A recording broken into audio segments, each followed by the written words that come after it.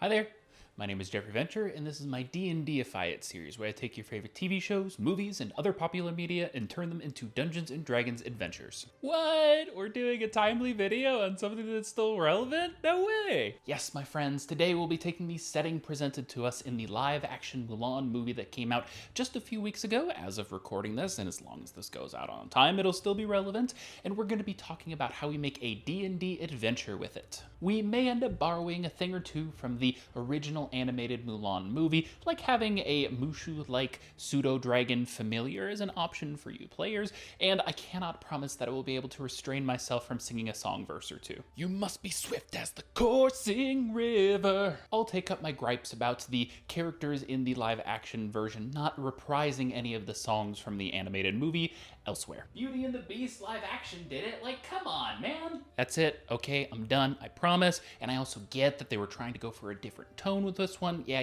I get it. But yeah, so Dungeons & Dragons players, you are also and especially welcome to watch these D&Dify It videos. They are not just for Dungeon Masters after all. D&Dify It videos are meant to serve as inspiration for you Game Masters as well, although there are a few tangible bits in the structure for the adventure that we set up, perhaps some recommendations for monster stat blocks here and there, and a few other things. But do not worry, Game Masters, I've got a lot more info on how you might just be lucky enough to get a full adventure module to accompany this adventure, as well as information on how everyone can go about requesting topics for future videos as part of this series, information on the types of adventures that I build and why, my monthly live stream, and plenty more that I used to clutter into the intro and outro of these videos and is now contained in the channel video on my channel. Check that out to learn more. Alright, so with all that out of the way, let's jump right in and D&Dify the live-action Mulan.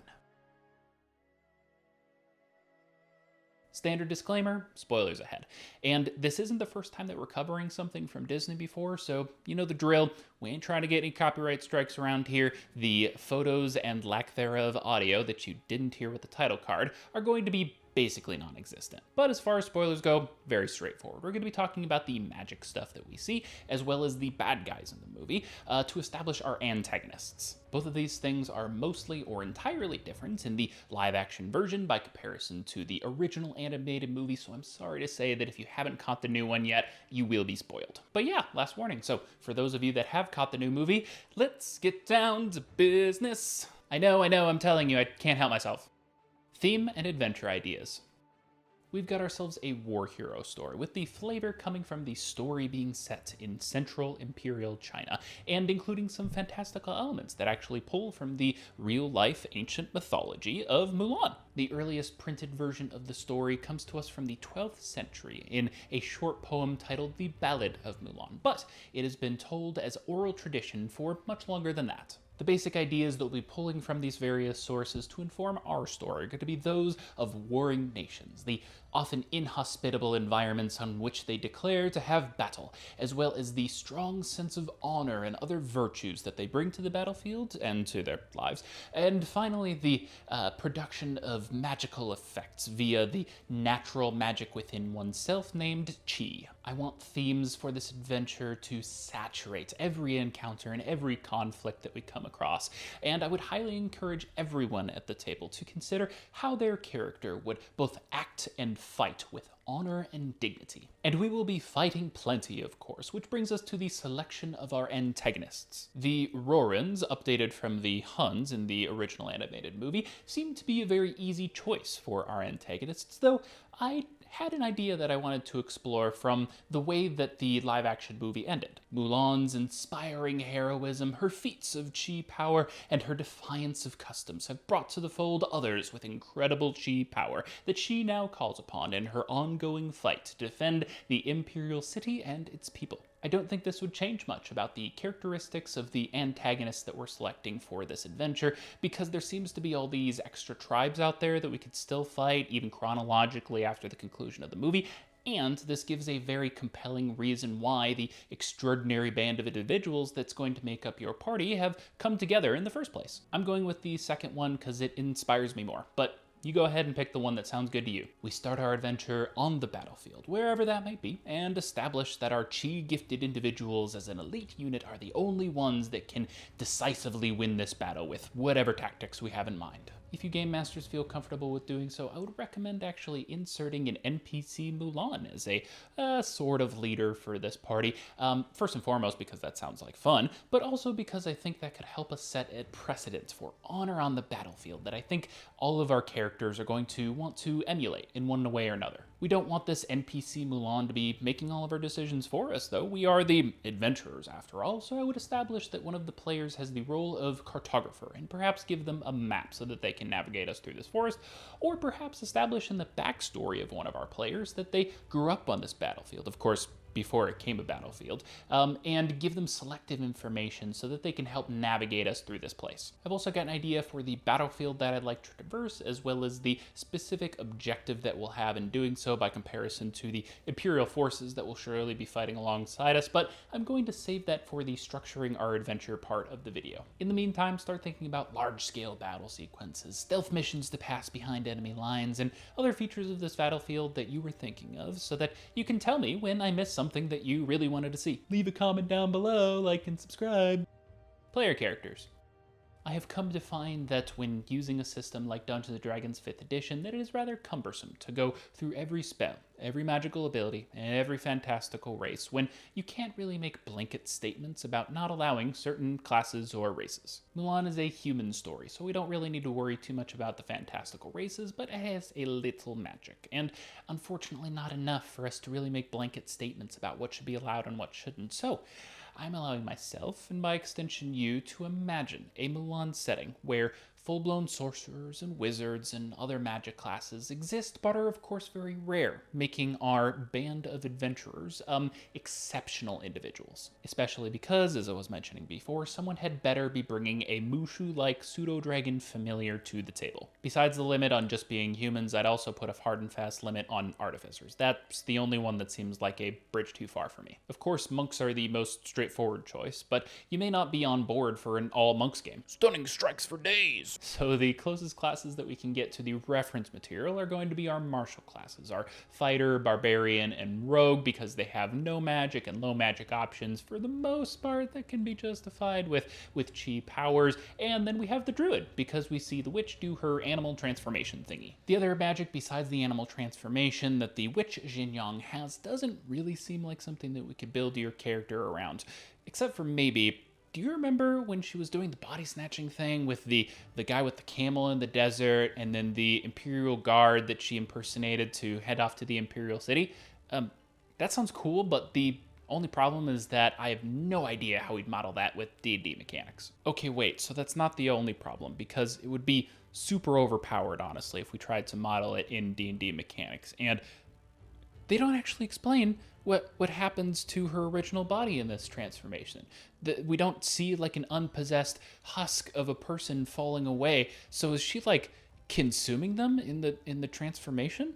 Or does she give up her physical form every time she does that? And so she's probably a dozen iterations or more past her original body? Was she ever actually human? Is she just a ghost that possesses people now? Is she technically a cannibal? I have questions that need answers, Disney. Okay, back on topic. So, I would be remiss not to also mention the Karatur setting as well as the wuxia flavor of fantasy presented in the Dungeon Master's Guide in talking about an Asian culture-inspired adventure. I've personally not played with either of them, but I've read enough to know that they are fantastic sources of inspiration for something like this. With the lax limitations that we're putting on our magic, I think this means that you can set this at pretty much any character level you want. And as always, it should go based on the familiarity that all of you have with the gaming system that you're using, so that you're not needing to look up spells and high-level abilities, stall gameplay, and what should be a very fast-paced one-shot adventure. Alright, so that's all the mechanical bits. Let's talk a little bit about your character motivations before we move on. Honor as a virtue permeates this setting, and I think it would be a great touch for your character to establish a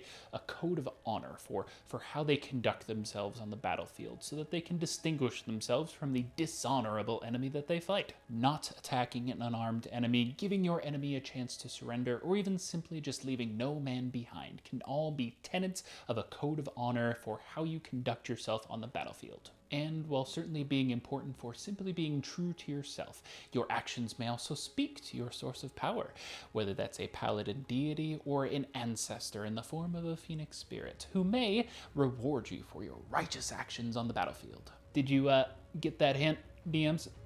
I suppose that making honor a strong and impactful feature of this setting is ultimately optional, but I'm personally having trouble making sure that this feels distinct from a generic medieval war battle type of story and giving it that Asian culture flavor that we really want. So I'm taking opportunities like this one to do so. Take what you will from that piece of advice, and if you have some ideas for how to make sure that Asian culture flavor really gets baked into this adventure, I'd recommend expanding on them. The second part of this, of course, is the what am I even doing here part of the question when we ask what's my motivation, and that part's really easy. You're here to win the battle. Make a soldier that's here to win. A little cowardice, of course, is fine for comic relief, but so help me if you make a pacifist for this adventure. That's all I've got to say for player characters for our Mulan adventure, so let's move on. Structuring our adventure. So as I mentioned before, I've got a trajectory in mind for this particular adventure, but I hope that by the way that I'm setting this up, I'm giving you a framework which you can drop in your own scenes and scenarios for the game that you end up running at your table. And as a quick note, we are at war, so combat and tactics as tenets of gameplay are going to be the ones that we lean on most heavily, with roleplay taking a bit of a back seat, but not being entirely absent. So first, of course, we're going to drop right into the action. Already on the battlefield, in this case, the battle is already going to be underway, and we're going to be looking at a misty forest with an unnatural fog that obscures vision beyond maybe 30 or 40 feet ahead of us. I'd like to have a small, independent skirmish that doesn't include running the whole front lines for both armies, where we can get a little bit of a warm-up before the real challenges begin. Large-scale combat really isn't going to work for the scenario that we're setting ourselves up for here, but if you were hoping to hear about mass combat in this section, I do want to point you to a resource, a Unearthed Arcana Mass Combat from 2017 that's got really great rules for you wargamers out there to run large-scale combat between opposing armies. I'm not sure if they did anything to actually solidify those rules in any official material since 2017, so you'll have to forgive me if I'm not sending you to the most up-to-date version of mass combat rules, and you're going to have to forgive me for making you Google it yourself because, again, mass combat is not going to be a feature of the adventure that we're specifically running here. Anyway, I see our battlefield being a chaotic place where the enemy is using guerrilla tactics such as setting traps, perhaps even lighting the forest on fire to cause hazards, and lying in wait around clearings to ambush the party as they pass through. I think it will also be important to present very specific scenarios to challenge the honor of our characters, if that's something that you're still interested in doing. And I think we can achieve this by putting the enemy at various disadvantages in a couple of scenarios as they're going through this forest battlefield that will test their conviction to fight fairly instead of just straight up butchering the enemy. Again, totally optional, and maybe not the best thing if you know that your party is 100% murder hobos. Or maybe absolutely the best thing, because your NPC Mulan gets to make those characters feel bad about being dishonorable. Could go either way, I guess. Oh, so our elite force, of course, is going to be the ones taking care of the big bad, whether that's a general or a powerful chi user, or both. So after we work through our forest challenges, we're gonna get to the big bad camp, maybe get a chance to, have a little dialogue about honor or something, and then we're going to bring a swift and decisive end to the battle. If you want to establish a story reason why the elite force are the ones who can make it to the big bad camp when there's literally hundreds of other soldiers that are working their way through this forest, we can go back to that cartographer role and perhaps the map that they were provided to circumnavigate some of the challenges of this forest battlefield. Otherwise, we can just have them know the terrain well enough to know that they need to go in a particular direction, or give them a magic item that guides them there. But yeah, bad guy defeated, day saved, and honor either gained or lost, so go team. I'm going to lump my usual monsters and challenges section into the structuring our adventure section here because we have no monsters, have variable bad guys based on the level at which you run this adventure, and we already talked a little bit about the challenges that you might face. So yeah, basically you're going to want to look to the back of the monster manual and pull from either non-magical or very low magical humanoid stat blocks to fill up your adventure, and because this is a battlefield, there's going to be a bunch of them, so just pepper them in, just a lot of those foot soldiers in there.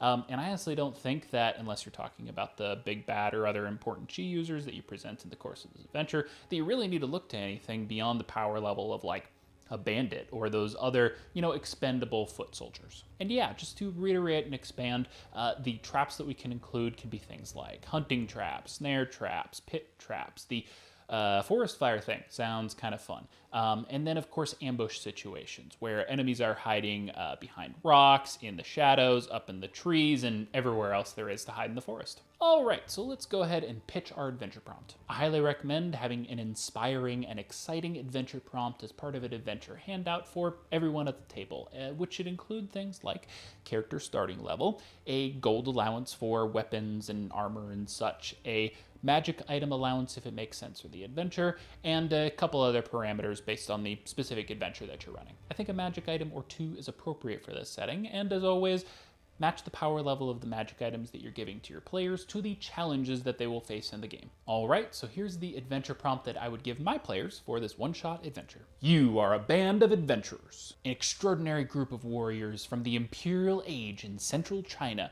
who have come under the service of the legendary warrior Mulan. To protect the Empire, Mulan has brought you, her chi-gifted warriors, to deliver a swift end to the now scattered forces of the deposed Bori Khan who are causing trouble for settlements in the northwest. These forces are said to strike swiftly and mercilessly, disappearing before reinforcements can arrive and making the act of driving them away a slow and painful endeavor. They are currently holed up in the Daiwei woodlands, which has been covered in an unnatural fog for weeks, and you suspect foul magics to be at the source. Will you bring honor to us all with a swift and decisive victory for the Empire?